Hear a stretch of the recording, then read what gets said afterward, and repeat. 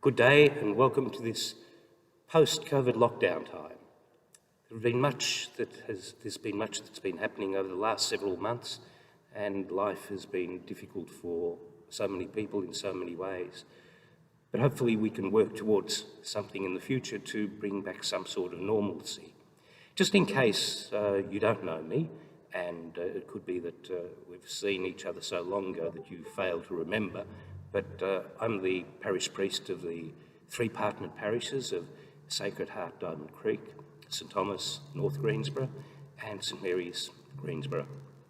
And I have been so since the beginning of 2017. Much of that time, obviously, has been in lockdown. But in this period of time, there has also been much that has been taking place in the global church, in the church in Australia, and more particularly in our Archdiocese of Melbourne.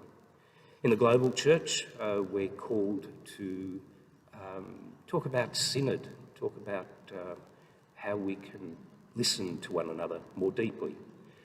The Australian Church has gone through its plenary discussions and people speaking about where they would want to see the church in Australia heading towards in the future.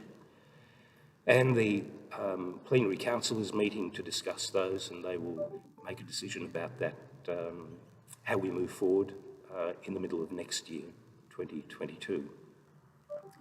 More particularly here in the Archdiocese of Melbourne is a program that's been initiated called Take the Way of the Gospel. It's essentially saying that we need to restructure our diocese, restructure our parishes.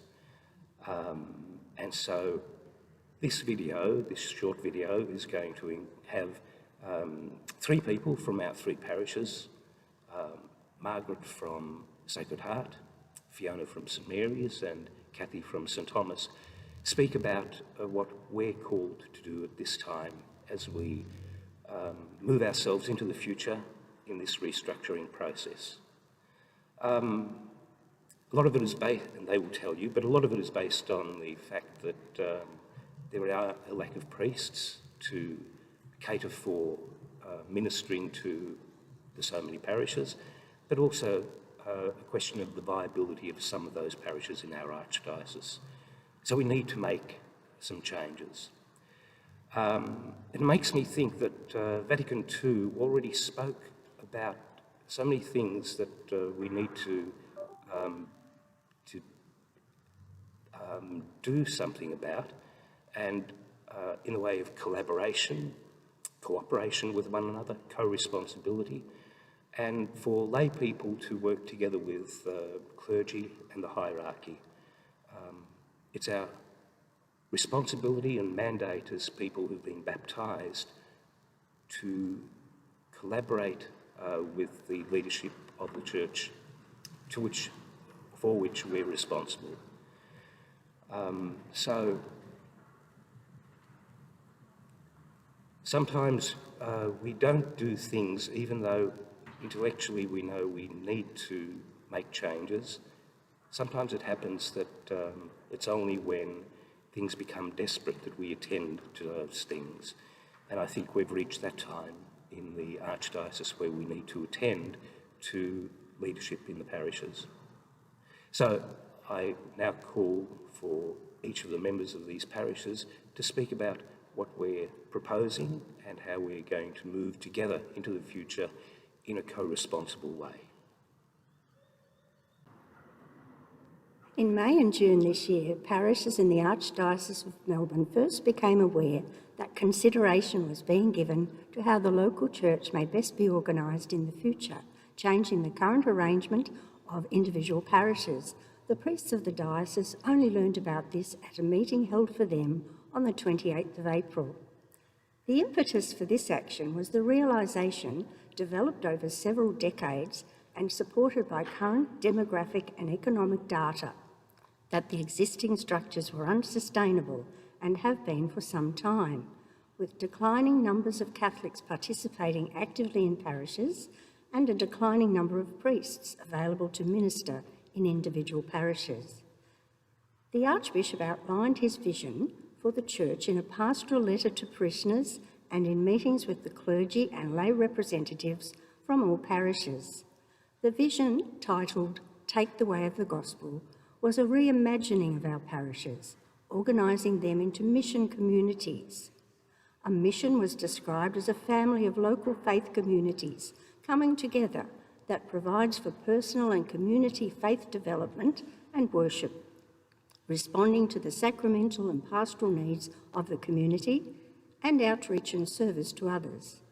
It was thought that 60+ missions would emerge from the current 209 parishes. Emphasis was given to the importance of local communities discerning for themselves those local faith communities that may naturally fit together.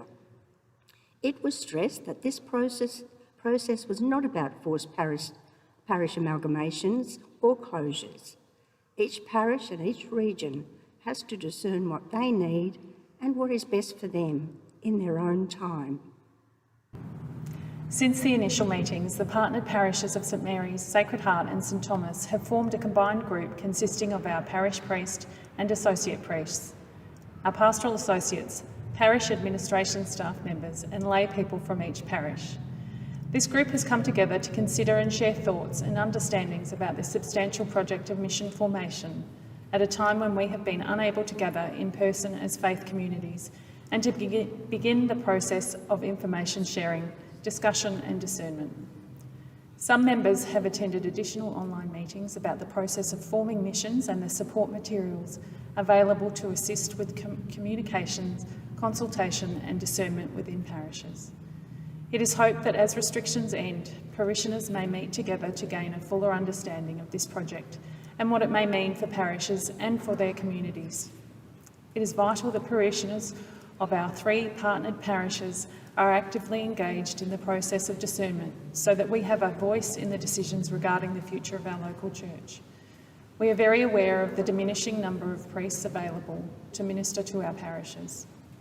Currently, there are 185 priests in active ministry and 15 are due to retire within the next year. We have seen partnerships emerge in our local area, including our own, to address this matter. However, with partnerships, our priests have even greater demands on their time to fulfil their sacramental, pastoral and organisational duties. The proposed missions may have 3 to 5 parishes coming together to form a much larger faith community with 2 priests. Considerable support and collaboration between clergy and laity would be essential to create an effective, functioning and vibrant faith community. While members of the laity have worked hard in parishes in a variety of roles for a long time, the nature of our congregations has changed. Many of our young people and families have withdrawn from active participation in our parishes. We have an ageing population to draw from for day-to-day support and participation in groups and committees. The institutional church itself has been found severely wanting in terms of moral and pastoral leadership and accountability by the recent Royal Commission. And this has been very painful for many Catholics. There is a growing realisation that this is the time for rebirth and renewal. Each parish consists of each one of us, clergy and lay people, and as baptised people, it is our right and responsibility to be part of its life and to determine its future. We all have the opportunity to work with our priests in partnership, co-responsible in planning and decision-making, and in holding positions of leadership.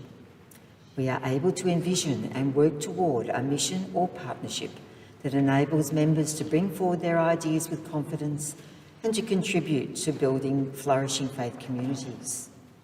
We are able to work together to build a sense of community and commitment to each other, to develop positive relationships, to share talents and skills, to recognise and care for those in need. This enables us to look outside of ourselves to our broader community, and particularly to those who are marginalised and left behind, and to determine how we may be of service. This project is a tremendous opportunity for each one of us to discern the nature of the faith community to which we want to belong and to bring it to life. We encourage everyone to participate in the upcoming meetings and discernment sessions that will occur in the future. At this time in the history of our church, with the Plenary Council also considering what God is asking of the church in Australia for its future, it is important that all parishioners get involved, inform themselves of the proposed changes to the structures of our archdiocese, and work together with our priests to consider, reflect and discern the best way forward. There will be further information provided and opportunities to gather for reflection and discussion in the new year. If you wish to speak to someone now about the missions project, please contact your parish office, one of the priests or pastoral associates, or one of us. Thank you.